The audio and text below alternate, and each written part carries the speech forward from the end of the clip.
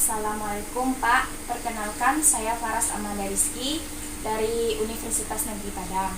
Tujuan saya ke sini ingin mewawancarai Bapak untuk memenuhi tugas saya dari kampus, yaitu tentang SDM, khususnya di bidang pendidikan.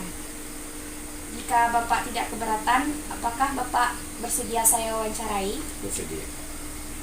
Oke, sebelum kita mulai wawancaranya, bisa Bapak jelaskan terlebih dahulu ini korong apa dan terletak di mana ya Pak?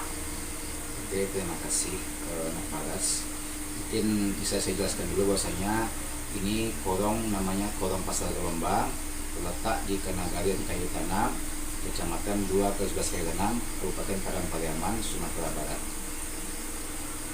Oke, boleh langsung saja kita mulai wawancaranya Pak? Boleh.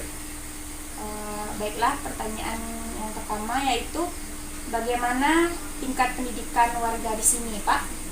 Baik, sebelum saya jawab, saya jelaskan dulu bahwasanya jumlah kepala keluarga yang ada di kota kita ini lebih kurang sebanyak 300 kepala keluarga.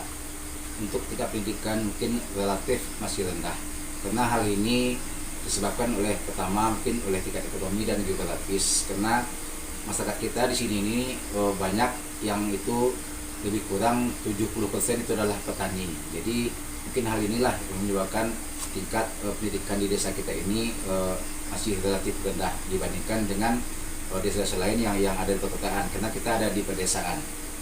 Mungkin itu saja yang saya jelaskan untuk tingkat pendidikan. Baiklah, pertanyaan selanjutnya, kalau boleh tahu Pak, faktor apa saja yang membuat warga di sini memiliki tingkat pendidikan yang rendah Pak? Mungkin tadi sudah saya jelaskan bahwasanya kita di sini masyarakat itu lebih kurang 70% itu adalah petani. Jadi hal ini nyangkut kepada ekonomi. Kadang-kadang ekonomi inilah yang membuat pendidikan itu menjadi rendah, karena faktor ekonomi di sini masih sangat kurang, karena sesuai dengan keadaan sekarang harga daripada harga jual daripada hasil tani itu tidak seimbang dengan proses ataupun proses pelaksanaan pertaniannya. Mungkin itu yang menyebabkan salah satunya faktor yang menyebabkan tingkat pendidikan ini masih rendah, yaitu faktor ekonomi tadi. Baiklah, yang pertanyaan selanjutnya, bagaimana cara Bapak mengatasi rendahnya pendidikan di desa dan program apa saja yang telah Bapak jalani untuk meningkatkan kualitas pendidikan di desa Bapak?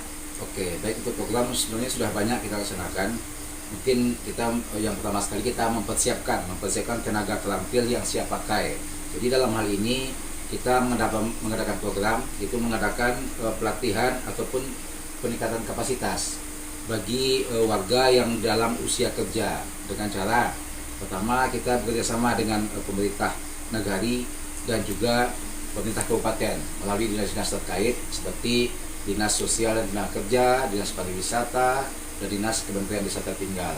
Kemudian untuk Dinas Tenaga Kerja kita melakukan pelatihan seperti pelatihan elektronik, pelatihan pertukangan, pelatihan bordir, pelatihan menjahit, dan untuk Dinas Pariwisata kita telah melakukan pelatihan desa wisata, karena faktor wilayah kita ini yang terletak di Bukit Barisan, karena Bukit Barisan jadi banyaknya destinasi wisata yang bisa kita kembangkan. Itu yang telah kita lakukan kepada warga kita, khususnya bagi usia kerja yang siap pakai. Kemudian untuk Dinas Kementerian Desa Tertinggal kita melakukan melalui negari, itu melalui BUMDes, itu tuh Badan Usaha Milik Desa, melakukan pelatihan juga kepada warga kita agar mereka bisa siap pakai nantinya atau terjun untuk bisa tampil bekerja dimanapun. Itu yang telah kita lakukan. Kemudian khusus tadi kita berbicara mengenai desa wisata, karena memang pada saat ini untuk desa wisata itu lagi marak-maraknya pemerintah menerapkan untuk desa wisata. Apalagi desa kita ini ada sumber air yang bagus, ada embung namanya, itu yang telah kita lakukan, dan ini masih dalam tahap perjalanannya, masih dalam program yang akan kita lakukan ke depannya. Mungkin itu saja kita jelaskan khususnya untuk desa kami ini, itu Korong Pasar Gelombang, yang terletak di Kanagaris Kalitanam. Baiklah Pak, mungkin itu saja yang bisa saya tanyakan. Terima kasih atas waktunya. Mudah-mudahan Bapak bisa melancarkan program dan bisa tercapai. Terima kasih.